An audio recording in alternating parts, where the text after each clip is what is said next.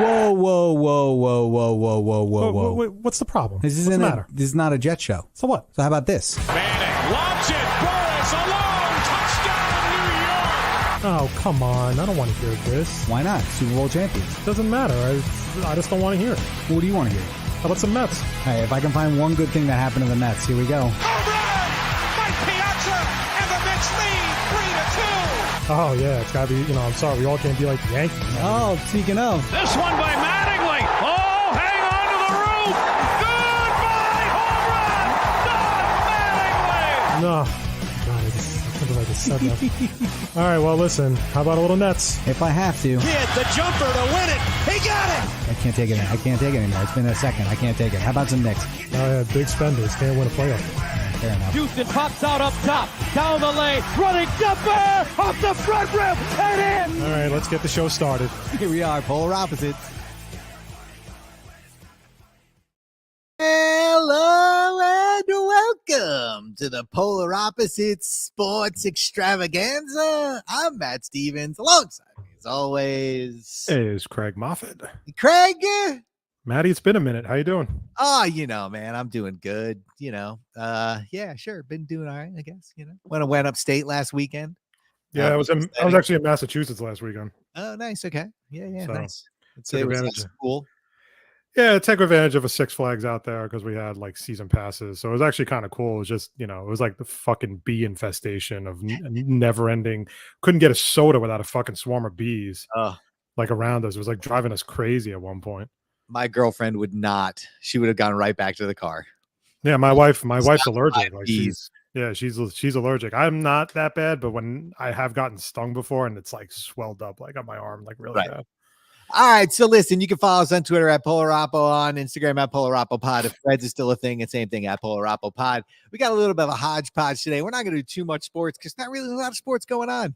We're going to talk a little Ohtani, a little Giants, Jets. We're not going to talk Yankees, Mets, because why? This is like I never thought I would see the day where baseball was this bad in New York. Like, I mean, and it sort of happened like out of nowhere, right? Like, it really did. Predicted this. No, not even close. Like, I think some people were not picking the Yankees, maybe not picking the Mets to like not make the playoffs, but they weren't picking them to be terrible. No, you know what I mean? They weren't picking to be like a last place team. I mean, the fucking Mets are in last place. I mean, so the Yankees. It's just like under 500. That's the craziest part. What are they 4 or 5 games under it's like right now? 6 now because they lost 6 too. Because I think it's I don't know who fucking knows. Anyway, and then of course we got some. It's been a tough month. Things happen in threes. So we lost Pee Wee, we lost Terry Funk, and we lost. And I don't know Bray Wyatt. I don't watch wrestling anymore, so I don't know that young man. It's sad as hell that he died. He was one of my favorites. I don't know. I don't really know him, so like I don't have any like thing to do about that. And we also have Bob Barker.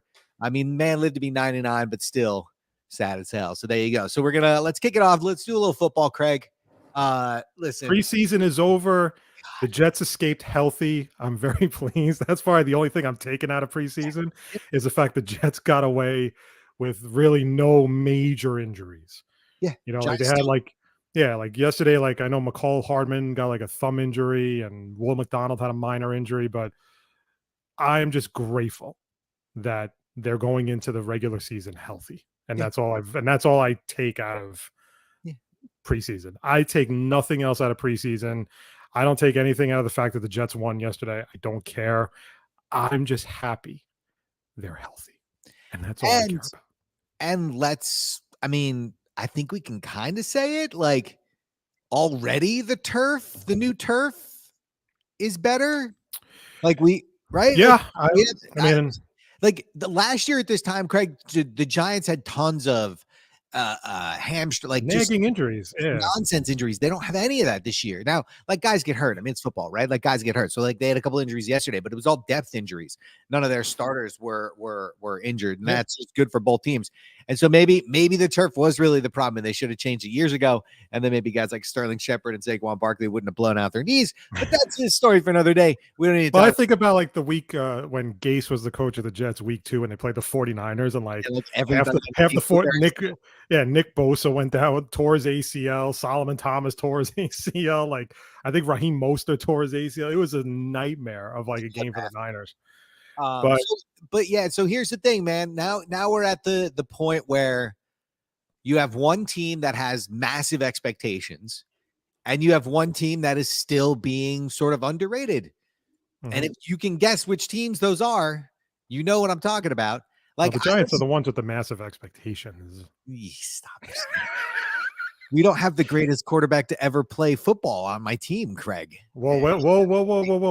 Au contraire. The greatest quarterback of all time, Craig. You know, but no. Not according to not according to Giant fans, because this week has been a Daniel Jones suck-off fest all week on Twitter, because now he has the greatest play action fake known to man, right? I mean, everybody. The Athletic is already predicting them to go to the Super Bowl after one drive last week against the Carolina Panthers. Again, stop.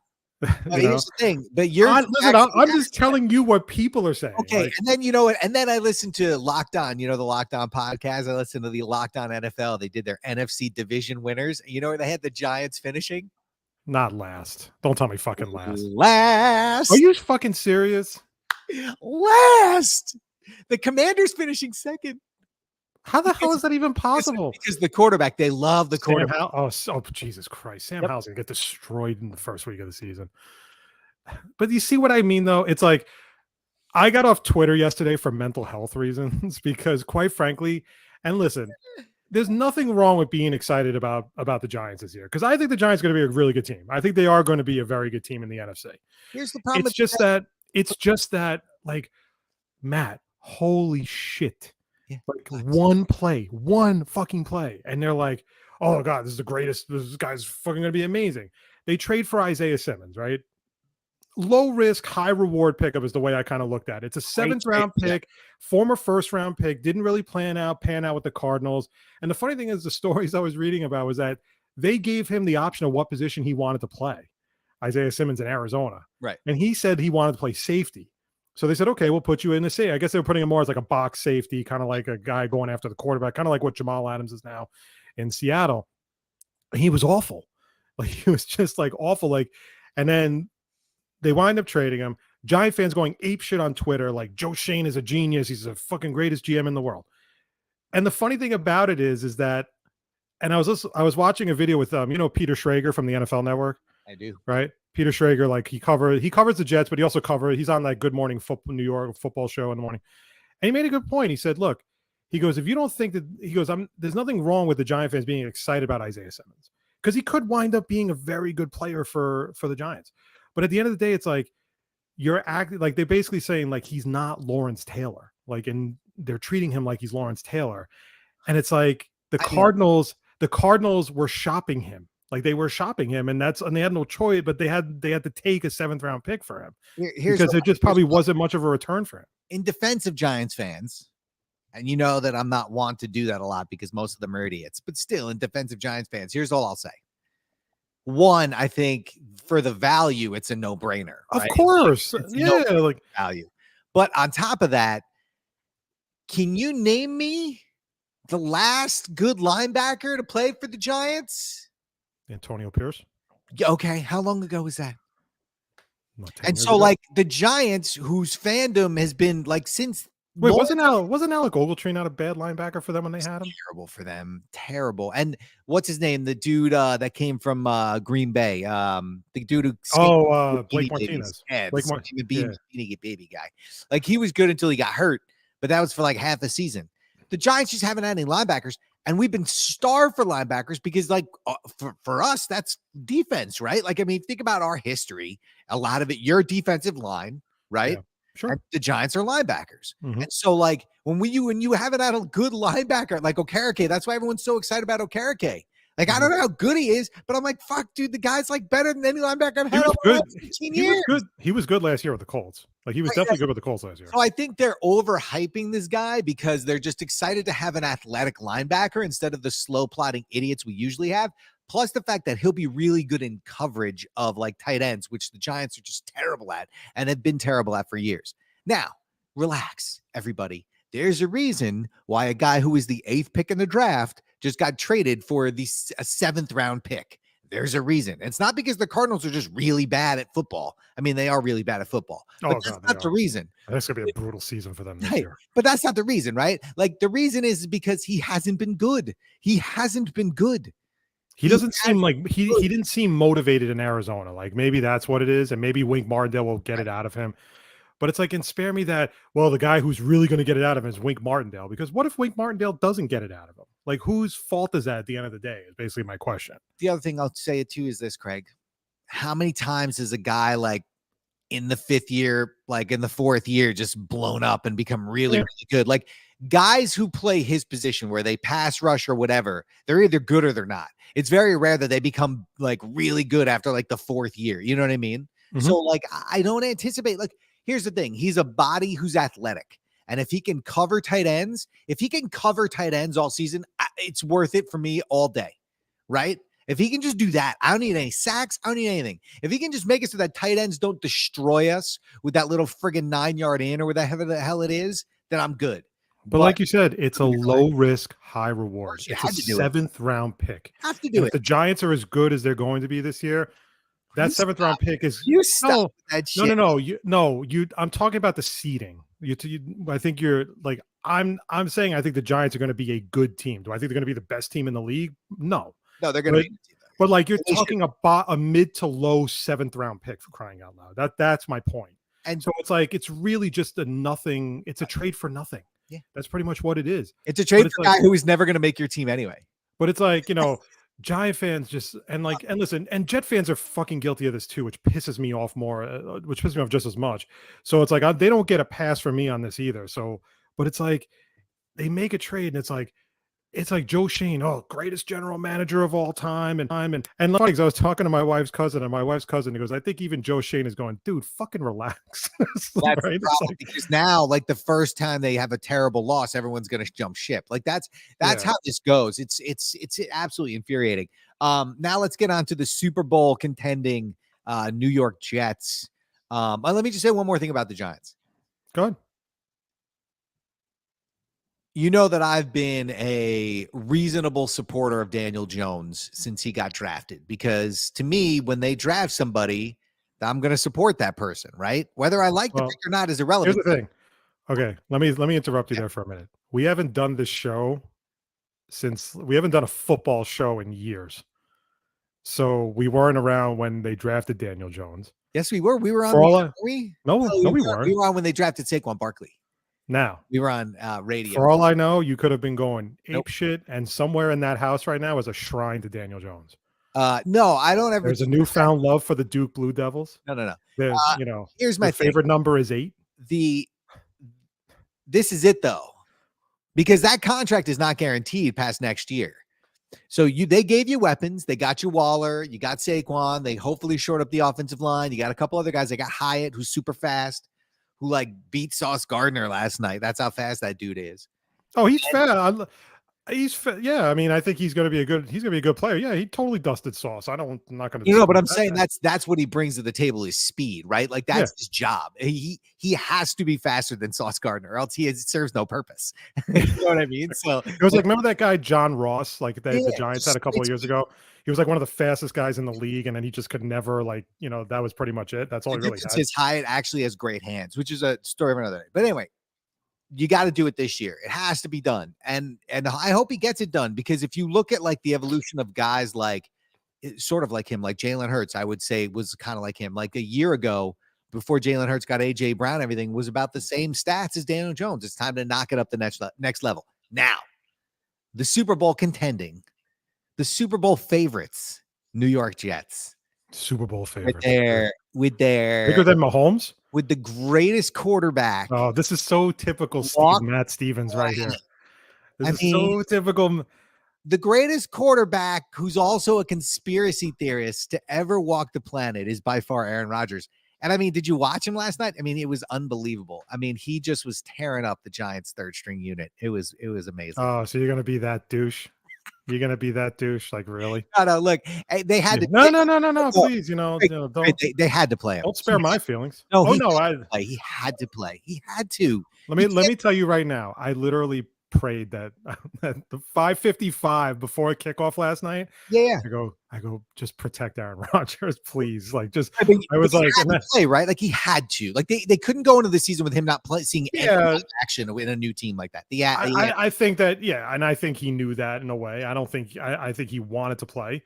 And look, you know what I was actually happy about with the game yesterday, honestly, is that Wink Martindale blitzed him. I was glad that Wink Martindale sent blitzes like pretty much right off the bat, because that's what I want to see, though. Else. But I'm just saying, like, that's what I want to see. I don't want to see like a vanilla defense, Right. even if it is the Giants' second and third string. I just want to see him face pressure. That's it. You actually want to see that O-line face pressure with him behind. Exactly. That O-line is the scariest part of the Jets right now, right? You would admit that, right? Like the scariest part. Yeah. I mean, I think it is a little nerve-wracking. I'm not going to lie. They haven't really been healthy the entire preseason and then they've been benched because they don't want to risk any further injury. I think that it was always going to be Mekhi Becton being the starting right tackle. I think that was always the plan. I don't think it was ever going to be Billy Turner or freaking Max Mitchell. And any schmuck, right? What's that? They had to have contingencies. I mean, the guy's always hurt. No, you're right. And that's where I like the depth on the offensive line, but I always felt it was Mekhi Becton's job to lose. And I think it was a case of they brought him along slowly. And I think he had a very good preseason. Now we get into the big games where you're going to be playing Buffalo, and I don't think Von Miller is going to be back for the first game, but I'm not sure.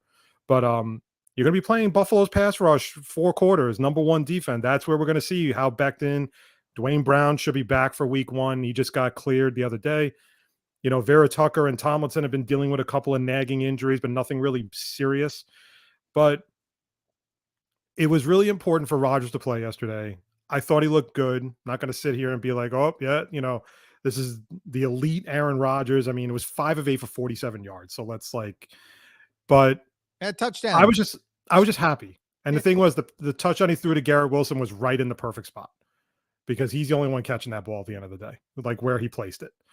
I think as Breece Hall comes back, and I think, you know, all the guys, the number ones will be back.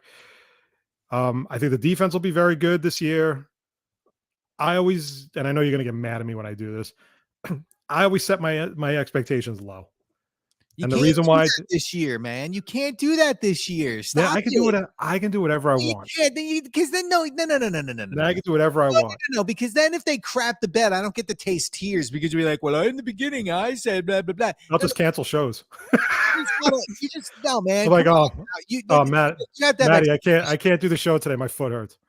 You had to have expectations for this team. Come on. No, I think they're going to be a good team. I wanted them to get to the playoffs. I want to see them in postseason football. Here's the thing. Here's the thing for me about the Jets. I think that they have enough weapons and a good enough quarterback, obviously, because he's the greatest quarterback in the history of ever.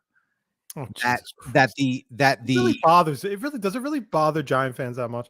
No, I honestly could care less. I mean, listen, half the times I've played Aaron Rodgers, especially in the playoffs, I've won, so I'm pretty good. I'm good. It's like same with Tom Brady. I don't care about Tom Brady. Giants beat him twice. Thanks for everything.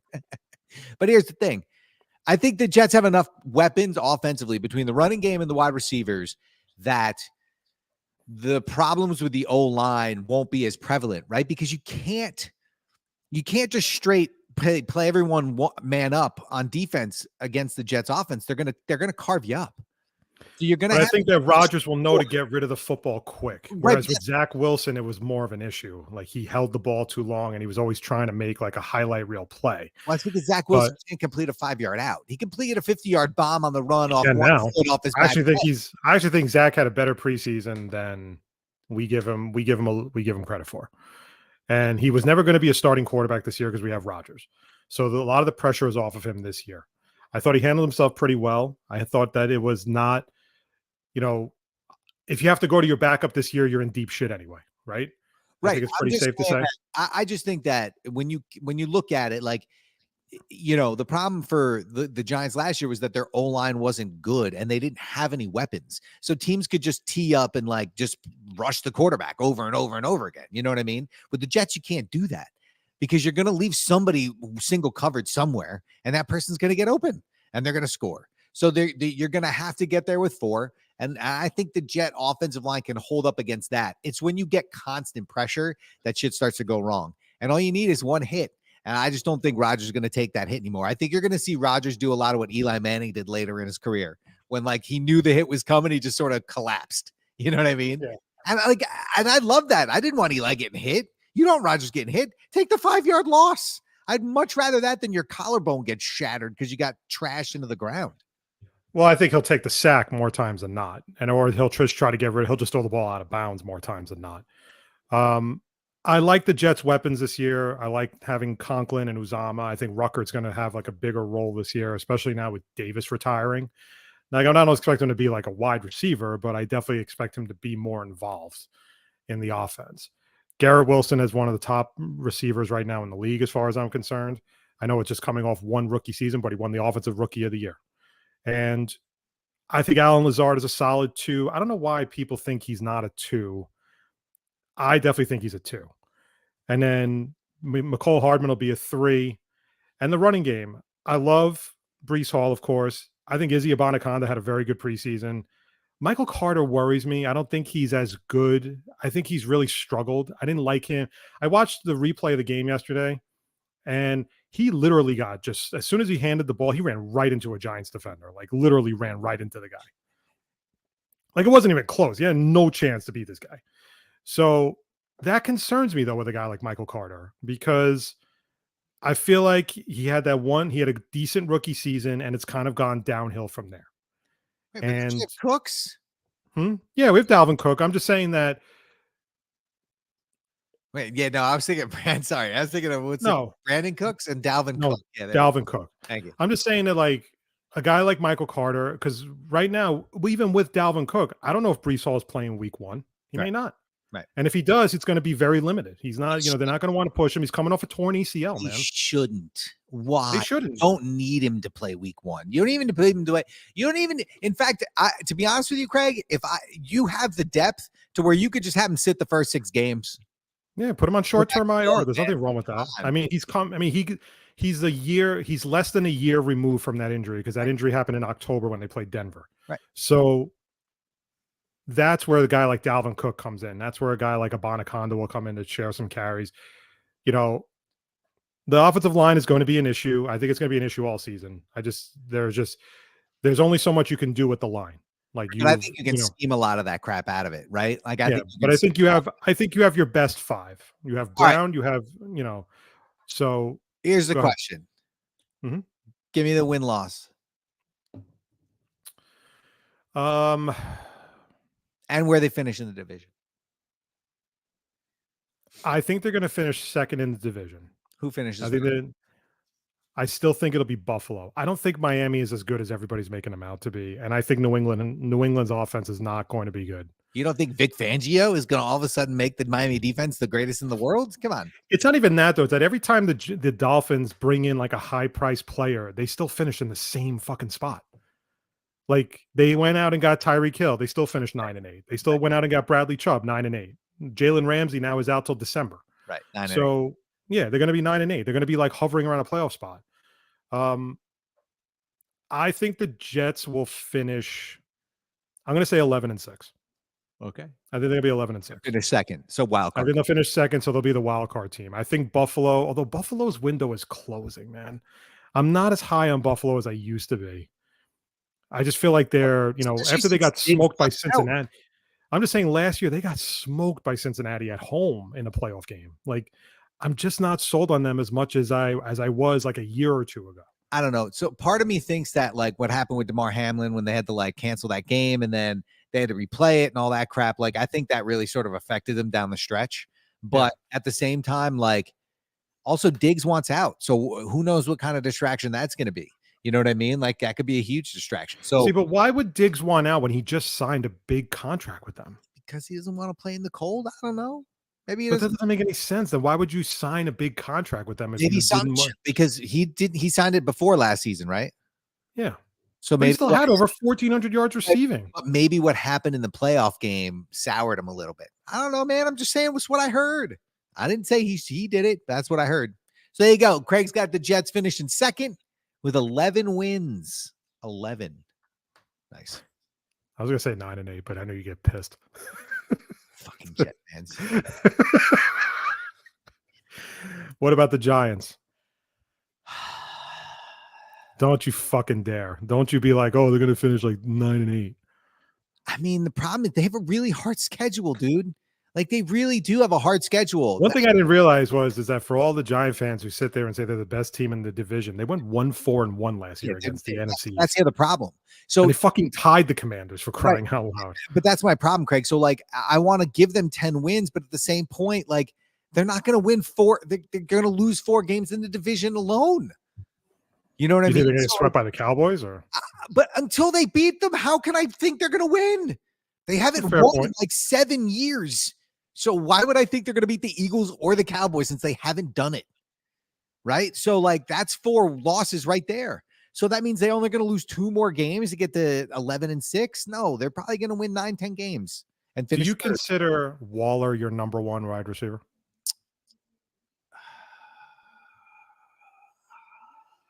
Number 1 weapon, yes. I don't think they consider him a wide receiver. But like as your primary target for Daniel Jones. Oh, like yeah. Basically like primary target. Let's say, okay, let me rephrase that. Primary target. Yeah. It's not even close. Okay. It's not even close. Is that you, in your opinion, being the fact that he's missed 17 games over the last 2 seasons, do you take a little risk with that, or in your opinion? Or I mean, look, it's like anything, right? Like, I mean, anybody's at risk at this point, but like he hasn't missed any time so far with injuries. And those injuries were, I think that it was one of those things where he got injured and then just never got over that injury. So he just kept getting injured. And so maybe he's healthy now. I don't know, but we'll see. I mean, like, you know, I hope he stays healthy and I hope the Giants are smart with him, but you start winning games, you're going to run that dude into the ground. You know what I mean? So we'll see, but I think they're going to finish 3rd. And they're going to have 9 or 10 wins. Finish 3rd. Okay. Playoff team or no playoff team? I'll say yes, because I think the rest of the fucking NFC sucks. So, like, I think 9 wins. Yeah, you were a wild. Not for nothing. The South is going to be a disaster this year. There's like, only one team coming out of the South. I expect 1 team from the South. Honestly, I don't expect more than 1 team from the North. I agree. I actually agree with you on that. I don't think the North is as strong as they used to be. I don't think, especially when everybody's picking the fucking Lions to be the NFC North winner. And can we stop with the Bears, please? I'm begging you guys to stop. Like, I understand you like Justin Fields. I get it.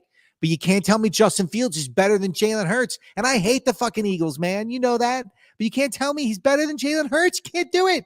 Because he hasn't done all that. I hate when people do that. Well, if you look, I don't care, man. I have eyes. And my eyes tell me that one guy's better right now. That's just the way it is. Yeah. All right. Let's do. So before we get to baseball, I forgot there was one other thing I wanted to mention, and that was over the weekend, Trey Lance got traded. Yeah. To the Dallas Cowboys. So basically, in a nutshell, we'll recap Trey Lance's rise and quick fall out of San Francisco. Drafted 3rd overall, trading 3 first-round picks for the right to draft him. Right. He gets hurt pretty much the first year. He breaks his ankle, I think, in the first game of the season. Yeah. And then he comes back this year and he can't beat Sam Darnold out for the backup job. So now it becomes a question of, is he going to stick with the Niners? And then apparently he had requested a trade out of San Francisco. So the Niners wind up with a 4th-round pick from the Dallas Cowboys. So he's going to back up Dak Prescott right now. So the question I have for you is the trade for Trey Lance the worst draft day trade of all time? No. And the reason is because I think it was New Orleans traded an entire draft for Ricky Williams. For Ricky Williams. That was Ditka. Right. That was freaking Ditka. So the answer is no. But here's the thing that really, Craig, now me and you have said this for many, many years. We think Kyle Shanahan's overrated. I've always said he's overrated. Overrated. And like, I get it. His teams are always good, but they're never great, right? And they always lose in the big spot, especially Atlanta. Now, I know he wasn't the head coach there, but he was the offensive coordinator, and the offense did nothing in the second half to score more points like the Eagles last year. But that's a story for another day. We think he's overrated. And the thing that pisses me off the most about this, Craig, is they're getting no flack. No, not at all. None. Zero. Nope. They're not getting anything. Nobody's killing them. Nobody's on ESPN killing them. Nobody's on any other sports radio show killing them right now. Get the fuck out of here, man. You traded 3 first-round picks for this guy. And he's and Craig, I'm going to say this. I don't know this for sure. This is all speculation. This is just reckless speculation, everybody. But I don't think they wanted Trey Lance to win the backup job. I'm not sure if Trey Lance could have done anything to win the backup job. That's how I think it's gone for him over there. You could be right. It was just a very strange situation, especially because Brock Purdy came out of nowhere and wound up being an adequate quarterback. I'm not putting him in like pump the brakes on Brock. I use adequate. Please. And I say adequate because he's basically, this is his second year in the league. And let's be fair. If he didn't tear his arm last year, that Eagle defense was going to destroy him. I mean, it was rough. I mean, I'm not going to lie. The funny thing about it is that what everybody forgot about Trey Lance was he sat out his last year of college because of COVID. Right. He hasn't played. He hadn't played in like 2 years. Him and Kaepernick. Then proceeds to break his ankle, right off the bat with the Niners. And it just went downhill from there. And, going back to what we were saying about Shanahan, I remember this like it was yesterday. I think I even told you this too. I got into such a debate with Speedy during a show one time because he refused to give Kyle Shanahan any blame for what happened in that Super Bowl with the Patriots. He was blaming everything on Dan Quinn's defense and everything like that. All I said no. No. Exactly. I said, that's the problem. I said he was passing so much and he had Matt Ryan drop back to pass. He got sacked. He fumbled the ball. Patriots recovered. And that was the turning point of that Super Bowl because the Patriots got life. They were they were in the red zone again, in New England's red zone. Yeah. And Matt Ryan fumbled the football on a sack. Patriots recovered, and that turned the tides. That is all Kyle Shanahan. That has nothing to do with Dan Quinn's defense. You're going to blame a defense against Tom fucking Brady? That was swarming Tom Brady the entire first half. Right. And you're also going to blame the defense for giving up points to Tom Brady? Get the F out of here, man. They took the running game out. Kyle Shanahan took his own running game out of the game, basically. Overrated. Yeah. And you know what? Trey Lance, good luck. And here's the thing, Trey Lance, you got a chance, buddy, because the Dallas Cowboys are looking to get out of Dak. Because here's the thing, they don't want to sign him to another huge ass deal because that deal is just going to get bigger. And the one thing we know about Dak is he's not getting any better, Craig. Nope. He's not getting any better. He cannot win the big game. What he is what he is. So you want to pay that $50-60 million a year?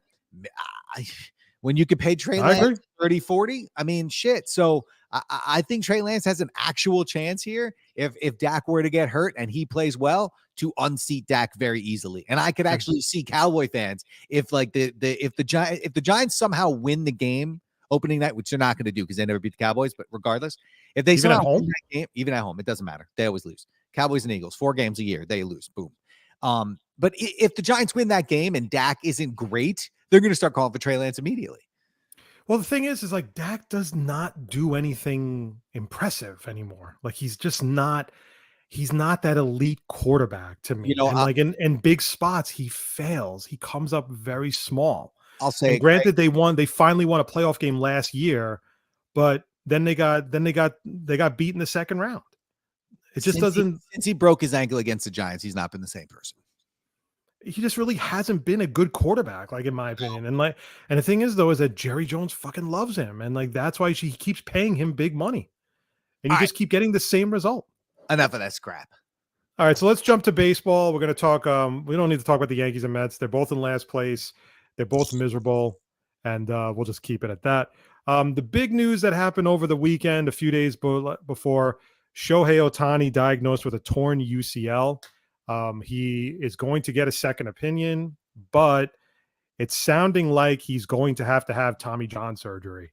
And if he has Tommy John surgery, that pretty much puts him out as a pitcher for at least a year.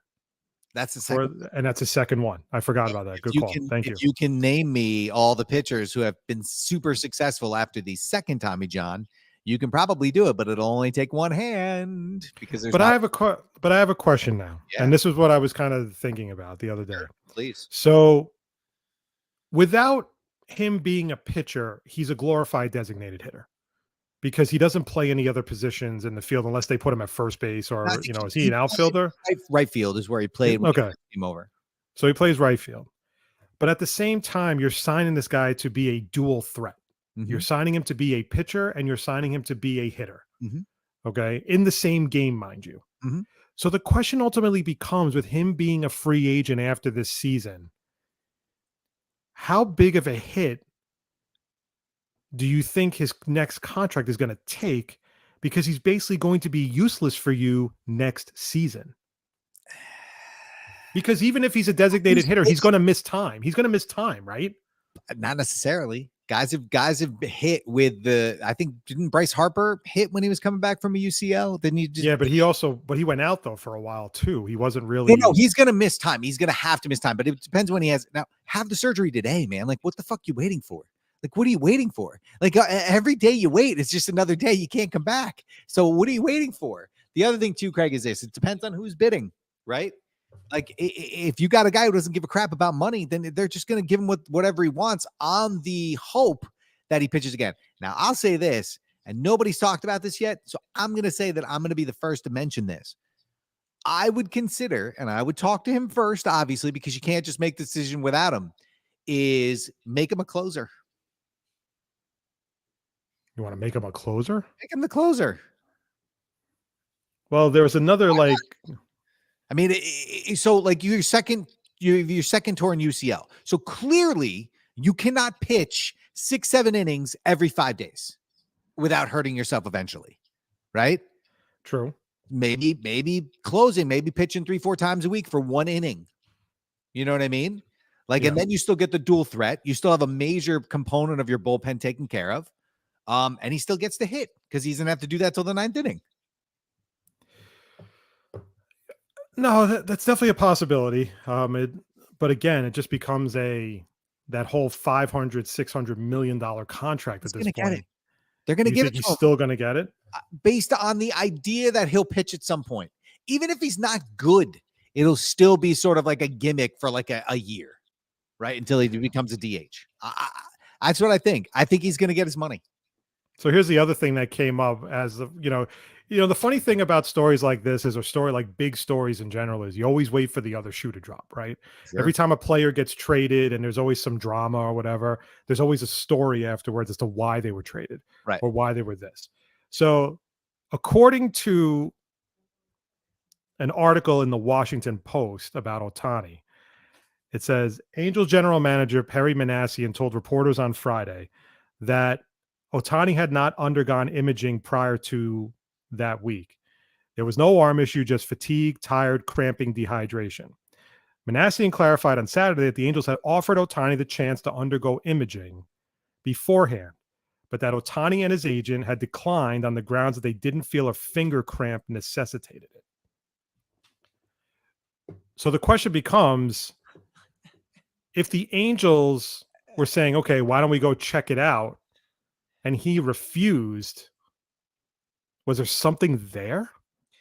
Okay, here's the thing. And this is something I've learned over the years, just listening to players and GMs talk. No player is going to get in a tube unless they know something's wrong. Mm-hmm. You know what I mean? Because they're always going to have little tears and you know what I mean? Like the way you throw a baseball is super violent. So if you do imaging on someone's arm, there's going to probably be something, right? Like, and it may not be anything, but there'll probably be something. So unless he feels something, he's not going to get the imaging. Here's the problem. If he was feeling fatigue, you shouldn't have pitched him. That's my problem. Forget about the cramps. That's cramp, finger cramp. Get out of here with that crap. It's usually forearm tightness, right? Isn't that usually the preamble to the Tommy John? That you feel any type of tightness in the elbow or just soreness right off the bat. That's another one of it. If he had fatigue, then you shouldn't have pitched him, because guess what? You're the Angels and you're not going to make the playoffs again. You brought Mike Trout back too early and he went on the DL the next day, the IL the next day. You shouldn't have pitched him. Now, I don't think it would have made a difference. But it's going to depend on the tear, because we've seen some guys be able to rehab back if the tear is not super bad. He can rehab back with, like, building up the muscles around it. That was Roy Halladay. Roy Halladay's the only pitcher I know that comes to mind that had a torn UCL. Tanaka Pitched too. almost his entire Yankee career with a slightly torn UCL. Happened like the first year. So, but yeah, But anyway, listen. But do you think this is? It But I sucks have for a him. question though. Do you like- think this will? Do you think this will drag out when free agency begins for Major League Baseball because teams are just going to be very hesitant to give him the kind of money he wants? But you're talking about so few teams, right, that can afford him. You're talking about 4 teams, maybe, that can afford what he wants, and most of them are on the West Coast. So Because that's where he's going to want to play. Right. So if you're like the Mets, if you're the Yankees, if you're the Red Sox, if you're something like that, you're just going to go into free agents to be like, we're just going to go. We don't have a chance. Yeah. Right. So like they're just going to let it go and then let the Giants and Dodgers and whatnot sort of sit and wait and see what happens. But I don't think it affects much because there's only a few teams that can do it. Yeah. All right. So before we get out of here, as Maddie mentioned before the show when we started our show, this has been a very rough month for celebrities passing away. And as Matt and I get older, we grew up with these celebrities, right? Yeah. Not other people, that none of the young crowd have, but we have. And we grew up watching these guys every Saturday morning, or in a wrestling ring, or in Roadhouse, or in The Price is Right. You stay home sick. Yeah, when you stay at home sick and you watch Roadhouse. Roadhouse. You watch Price is Right. Yeah. So it started. What was it? A few weeks ago, I would say. Yeah, Pee Wee Herman. With Pee Wee Herman passing away, he passed away from cancer. He had kept the illness very private and everything. And I remember when someone texted me about Pee Wee Herman dying, and I was at work, and I was having like a really shitty day because I was like just overwhelmed with a lot of stuff because I had taken over a new position, so I was still learning while working, and it was just getting a lot. And then someone dropped it on me that Pee Wee Herman died, and I'm like, oh fuck, now my day's just shot. Like that's it. Yeah. Okay. Not a day went by, not a Saturday went by where I was not watching Pee Wee's Playhouse on Saturday morning. Okay. Not a movie time. Every time Pee Wee Herman had a movie, you come out with Big Top Pee Wee and Pee Wee's Big Adventure and everything. I love Big Top Pee Wee. Everyone Big Top Pee Wee's a badly underrated movie, man. So like it's good. so badly underrated. Oh, it's a terrible movie. I'm not saying it's good. But it's underrated though. It's good, terrible movie. Oh, this must be the pickle of poopala table. Right. And then he's in the fight, he lives in this fucking podunk town with like 5 people like the whole time in the fucking general store and everything. Oh, that's wonderful. Pee Wee's Big Adventure is probably one of my all-time faves, just from, it's just an incredible, it's just a really good movie with a great score by Danny Elfman and everything. And then I went to see his Broadway show.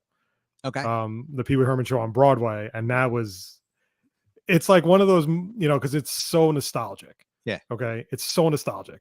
And obviously Lawrence Fishburne wasn't Cowboy Curtis in the play. It was Phil Lamar. Right. But Missy Vaughn was exactly the woman who played Missy Vaughn. Nice. On the show in the play. And of course it couldn't have been Phil Hartman because he's dead. No, it couldn't have been. No, they didn't have Captain Carl anyway in the play. But they had like a lot of other characters and everything. But it was like, when I remember going to see it on Broadway, and the opening, they close the curtain, they play a song, and all of a sudden it opens up, and like you see the lights come on, and it's fucking Pee Wee's Playhouse, and everybody in the theater went ape shit when the Pee Wee's Playhouse set was showing on the stage. Like everybody went ape shit. And like the fucking King of Cartoons comes out, I'm like cracking up in the like the play was just so good from like start to finish. Yeah. It was so depressing finding out that he died. Like it really was. And may he rest in peace. But that's not where it ends. Well, hold on though. So Maddie put together like a little bit of a tree. Why don't you talk about it? Just a couple things, like the thing about Pee Wee Herman, Paul Rubens, I should say, not Pee Wee Herman. Paul Rubens was the man who played Pee Wee Herman, and he talked about it. And I watched a couple interviews with him recently where he said for years, people thought he was Pee Wee Herman because he never went outside anywhere not as Pee Wee Herman. There were no pictures of him as Paul Rubens. And then he started doing movie roles as other characters and whatnot.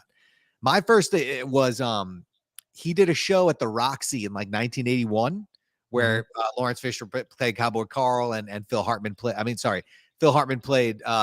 Captain Carl. Captain Carl, you know what I'm saying? And they played it on HBO.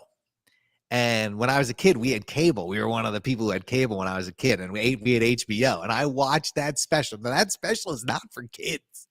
It's not for kids at all. But I watched the hell out of that special, and I loved it.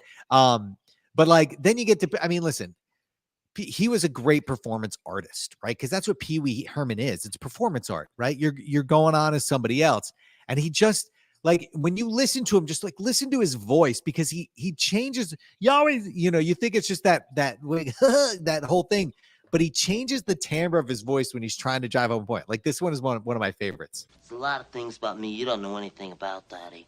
Things you wouldn't understand. Things you couldn't understand. This one. Things you shouldn't understand. There's a lot of things about me you don't. Things you shouldn't. You know what I mean? He gets that little more oomph to it. Or this one is one. This one is one of my favorites.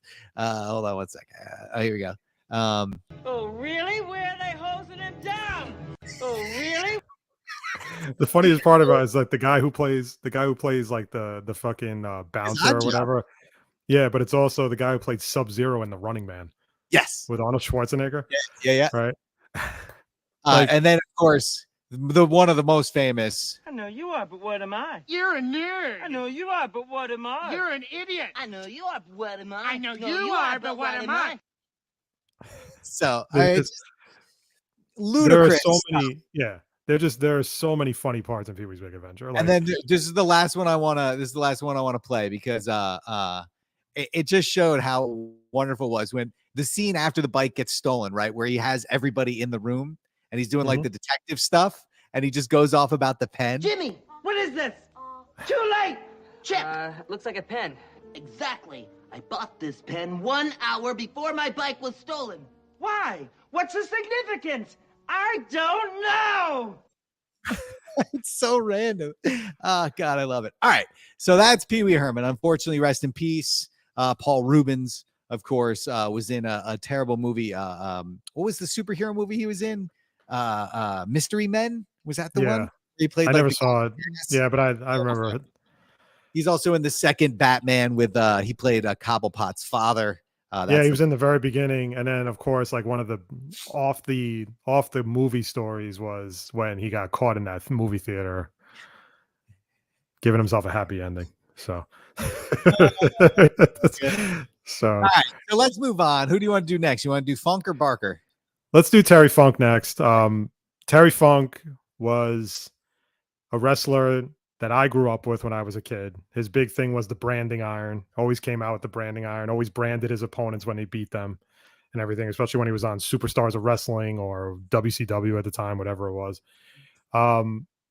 He kind of disappeared for a while. Then he was in, he was an actor, as you know, we mentioned before. He was in Roadhouse with Patrick Swayze. He played Morgan. Man.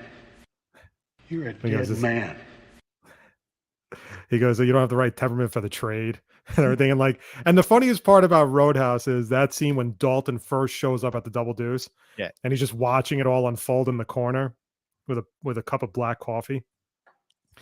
And some guy, he gets thrown into Terry Funk. And then Terry Funk just starts a fucking brawl. And he works there. Works there. And he starts this huge brawl in the bar. And he's like, fight. And then they cut to and the best part is, right? So that's not even the best part of the scene, right? The best part of the scene is when the owner of the Double Deuce is in his office and he's looking at blueprints for the new Double Deuce. Right, and then he looks out the window and he just sees pure fucking chaos in the bar. Tables are broken and it's just such a great scene. And then Dalton ultimately fires him because he doesn't like him. And then he shows for the trade. Come on. Yeah. And then he shows up towards the end, he's working for Brad Wesley because he, when they're doing the liquor delivery and you see him and then Wade Garrett shows up and he goes, mind your own business, Dad. There is Craig, here's the thing. There's a thing on YouTube. If you want to watch it, somebody cut together. It's Roadhouse, but only the Terry Funk stuff. It's great though. It's just now I do have one wrestling thing. I don't know if this was real or not, but what's his name? Paul Heyman said something about Terry Funk's daughters, and Terry Funk came out, and I don't know if this is real. I got to be honest with you because if you never know, right? If it's not, Paul Heyman is really good at this because he looks genuinely terrified. We don't have the video, but here's the audio. Tell you one damn thing. Listen here, dog breath. Don't you ever make a snide remark about either one of my daughters. Okay. Do you understand me or not? Okay, I'm just kidding. Do you understand me or not? I'm just kidding. Do you understand me or not? I'm not crapping around with you. You mentioned my damn daughters in the same breath. You leave them out of this. I will. My family has nothing to do with this. Okay. You understand me? Yes, sir. Yes, sir. You damn sure better. You made your He slapped him, like just pimp slapped him. It's great. The thing is, the funny thing about Terry Funk is that after a while, he wound up back in wrestling with ECW, which was Paul Heyman's federation. They were like the rogue, the renegade federation. Never had a chance to go up against WWE or WCW, but they were considered like an alternative, like a late night alternative, because all their matches had like people going through tables, people getting set on fire, people it was insane. Men pile driving women, like it was like, and that's why I was on at 1 o'clock in the morning on like Saturday night to Sunday morning or whatever, because nobody in their right mind would air this shit during regular time. Right. Towards the end of his wrestling career, he was doing more work with ECW. He was working a lot with Mick Foley, aka Cactus Jack. And here's a guy, like at that time, I think he was in his late 50s, early 60s at the time. This fucking guy's doing moonsaults off the top rope, like backflips off the top rope. Yeah, he was and he's like putting his fucking body on the line. And there's a great ECW match where it was him against Cactus Jack. And it was like all these fans, and like they used to have their shows in a place in Philadelphia. It was like a bingo hall because it looked like a bingo hall. Right. And and I remember I went to one of the ECW shows there, and it's as small as advertised. And at one point, like he's telling the fans, yeah, throw chairs. And literally all you see are a video of fucking fans throwing chairs. Everybody threw a chair in the ring. One of them hits Terry Funk right in the head. Like it literally hits him, and he gets knocked out because it literally, it's like, imagine a chair going at that velocity at someone's head. Awesome. And it was that's just who he was though. And he was just a great personality, a great wrestler. He was, and like I said, before Mankind. Like that's how crazy he was. He was like doing that shit before Mick Foley was doing that. Mick Foley probably did that shit because he watched Terry Funk growing up. Now the crazy part about it too is that you watch Roadhouse and you see Terry Funk and he's like fucking jacked in that role. Like as the tight shirt with the with the muscles and everything. Like he looks like he'd been hitting the gym. But and then you look at him afterwards and it's flubby. Yeah, exactly. So it was like that can't be Terry Funk, right? Like that can't be. And it's just like, again, it's like, it's Morgan. He'll always be Morgan from the Double Deuce. Like that just starts a brawl like until he ends his job. All right. So that was on Terry Funk. Yeah, and then finally, as we were talking about, was Bob Barker. That happened yesterday, 99 years old. Listen, if you were, like Matt said, if you were a kid who was sick and had to stay home from school, you were most likely watching The Price is Right at 11 o'clock in the morning on CBS. Just like this. All right, let's start the bidding. Jennifer, how much do you bid on this? Really happened, by the way. $675, Bob. $675. Steven? $780. $780. Tammy? What was the last bid? $780. $781. Fuck you. That actually happened. I know. Here's the thing I didn't know. He hosted that shit from 1972 to 2007. I believe he hosted it for like 50 years, man. Like that's crazy. You just watch his hair gradually go from like black all the way to white. Yeah, to jet black to like white. But like I appreciate the fact that like he knew his lane. Like he knew what he never tried to be anything other than a game show host, and he was really good at it. And he was like, it's unbelievable. And then, of course, we have this, which is probably it. So if you don't know Bob Barker from The Price is Right, you know him from this. I don't want a piece of you. I want the whole thing. And then he just beats the living shit out of Happy Gilmore. So great. I mean, this was just a rough week for just entertainers. And I mean, I know you don't know Bray Wyatt. Yeah, I mean, I know I like him and stuff. Bray Wyatt was a very popular wrestler in WWE. He always reinvented his character. So when he first came into the WWE, he was part of what they called the Wyatt family. They were this really creepy, like Louisiana Bayou type of family. with the the shirt and like the with whatever, and then he had the other family which looked like a bunch of inbreds, because it was like this other guy Brody Lee, and then there was other guy Eric Rowan, and they just look like guys you didn't want to fuck with, basically what it was. And he came down and he had like all he came down with was a lantern, and like the place would light up with these like little flights, which was like called fireflies and everything. And then he reinvented himself again into like this really creepy children's like host of like of a almost he's called it the Firefly Funhouse, and it was and he had all these puppets, and the puppets were weird and he was weird, and it eventually turned into like a split personality type of thing. He always reinvented his character, and that's what made him like, that's why wrestling fans loved him. The thing that used to bother me though is when they made him into the Fiend, which was like this evil clown type of character. Vince McMahon completely screwed his career, because Vince McMahon had him lose to fucking Bill Goldberg. And I mean, not only lose, but lose in like 30 seconds. Like that's how bad it was. And when that happened, it completely squashed it. It was never the same after that. Like no matter how much you tried, no matter how much you tried to spin it, no matter how much you tried to put him in a feud with somebody else, it just never worked. And you could kind of see what happened. Once Vince McMahon started taking over, like he became more of like, involved in WWE, Bray Wyatt, they let him go.